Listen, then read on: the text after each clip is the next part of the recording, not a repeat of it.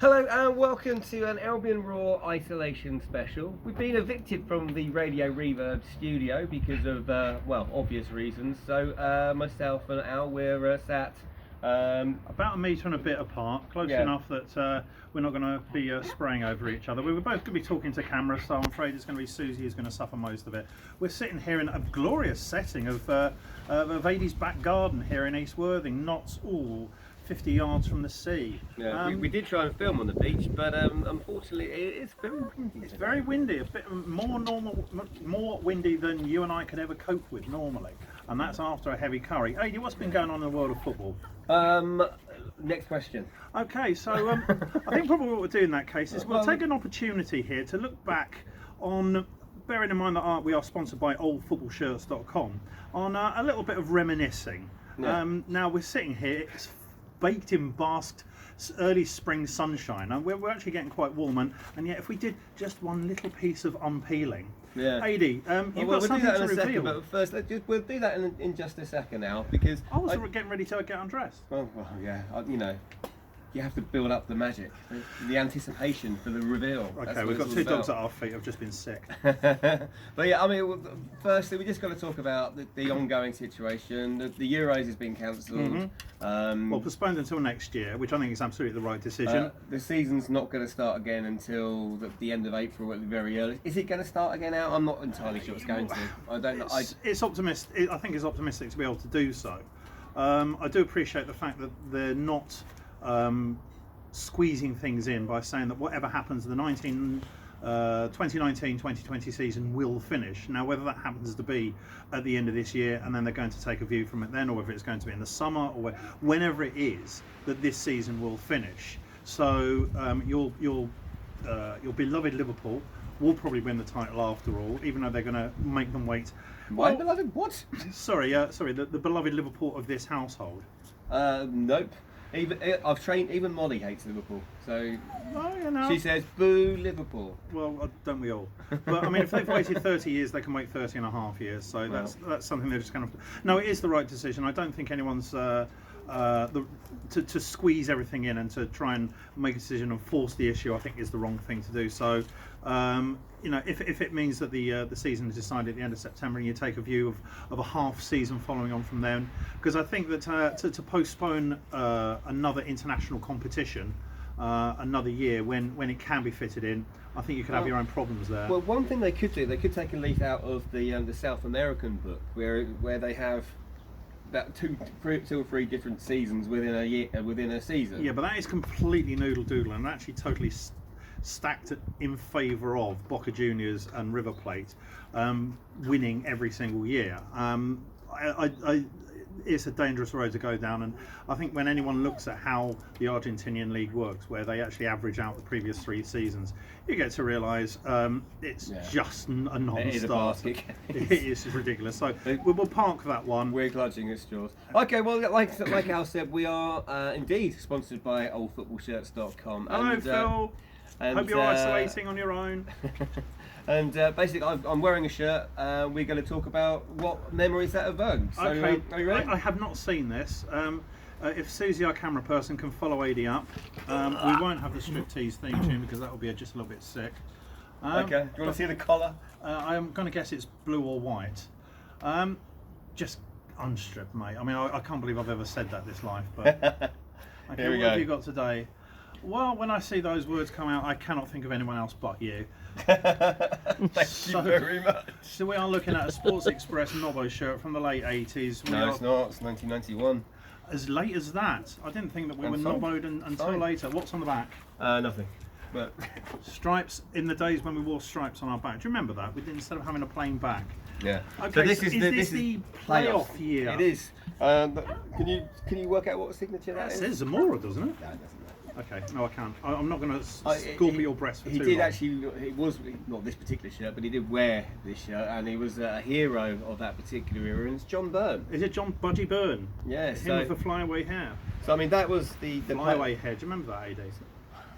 Oh, very funny. So this was the 1991 season. We got to the playoff final at Wembley, where we lost to Collins, Notts County. Yep. It was not a good team. That was a team that let's face it. I mean, the league table at the end of the season never lies. We had a minus goal difference. We had a minus goal difference. It was not particularly great to watch. I mean, don't get me wrong. We got there on merit, absolutely. It was Dean Wilkins' free kick in the last moment, which against Ipswich at the goal. Absolutely destroyed Barnsley, who's laughing. Well, we all were at the time.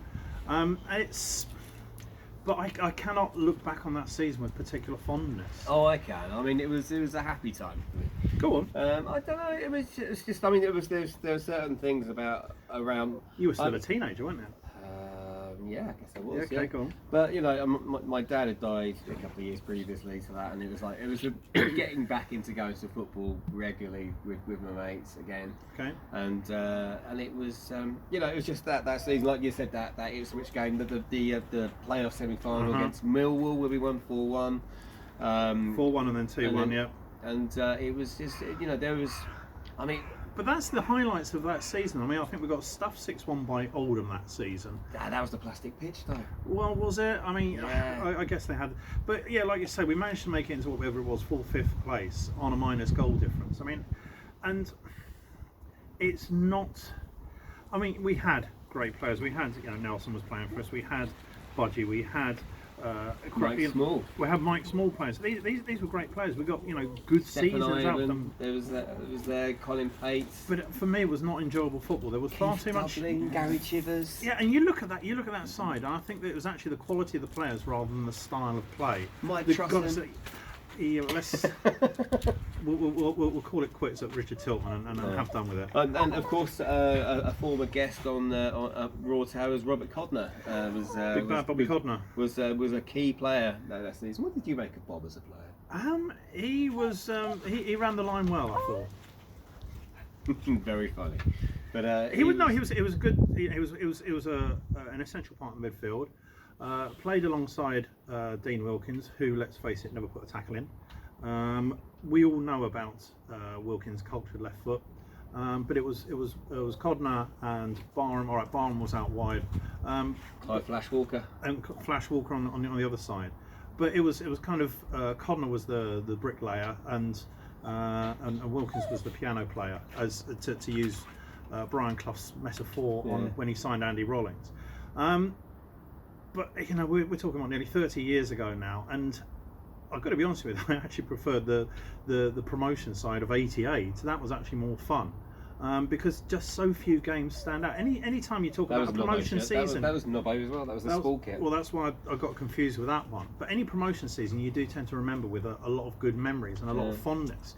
I mean, the message that Spencer Vignes put out the other day about what's your favourite season. Obviously, all of them are going to be promotion seasons, but '91 was. Yeah, the playoffs were great. The Millwall was great, and sadly we just didn't turn up when we got to Wembley. It was just a poor performance. And never mind, less said about the Chewits Rapids. And the treatment of Gary Nelson that season was by Barry Lloyd wasn't exactly. Well, that was the end of that. No, quite. And this was a person who actually then carried on his career, who finished his career in a way that he'd have wanted to, carry on to his mid-30s, still doing the job that he was appreciated for. And it's just a shame that I'm not convinced that Barry Lloyd did appreciate the work that Gary Nelson put in. Definitely not. I mean, he's a hero, and we're hopefully going to be hearing from Gary Nelson on a Raw live show at some point. It'd be nice to think so. Yeah, when we're allowed to do that again, which is sometime about 2023, I guess. But, but my other memory of that season, it wasn't this show. It was the Chewits. I always get confused between the Chewits and the Raspberry Ripple. No, I think that was later. The Raspberry Ripple was the away kit to this one. Yeah, but that had red shorts. This was the same Chewits shirt and shorts were the same thing. Yeah, which went on to be the TSB kit. Which was But I mean, there was that game at Millwall in the second leg of the playoffs, and there was just one moment which for some reason always stood out with me. I don't know why, but obviously. The locals weren't very happy with the way that the game was progressing, and they were stuffed out of sight, you mean? And one of them decided to knock a policeman's helmet off. Oh, the scallywags! Stuff it with newspaper, and then he set it on fire. And what, the policeman or the helmet? The helmet. Okay. And I suspect he may not have seen the end of that particular match. But it was something to to remember for sure. Anyway, we're gonna leave this one here. I mean, this is, like you said, we can't get into the studio at the moment, so we're just gonna keep the content coming. We're gonna try and do as much stuff as we can. Obviously, Al's just done an interview with Joe. Absolutely, I went to see Joe Hunter from Piglet's Pantry. It's her story is a moment to sort of consider that, you know, while we've got this global crisis going on, and it will get better, and when it does, you know, dear God, especially the city of Brighton and Hove is going to party once we've actually had the shackles, you know, broken. But you do have to remember that there are a lot of businesses. There's just so many people out there who still do need your business and support.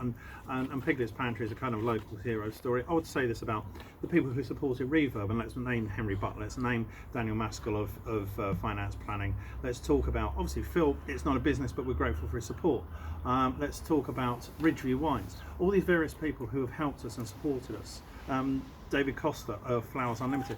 These are just a small example that these local businesses still need your support. So whilst we appreciate that, you know, a lot of people are going to be up against it and they're concerned about their future jobs and what have you, but for those who can support their local business, please do so. And in talking to Joe at Piglets, hers is a great example of having to diversify. You can now get her pies delivered rather than having to go to a football match for them. But if you can, anytime you do, go and support your local business. Absolutely.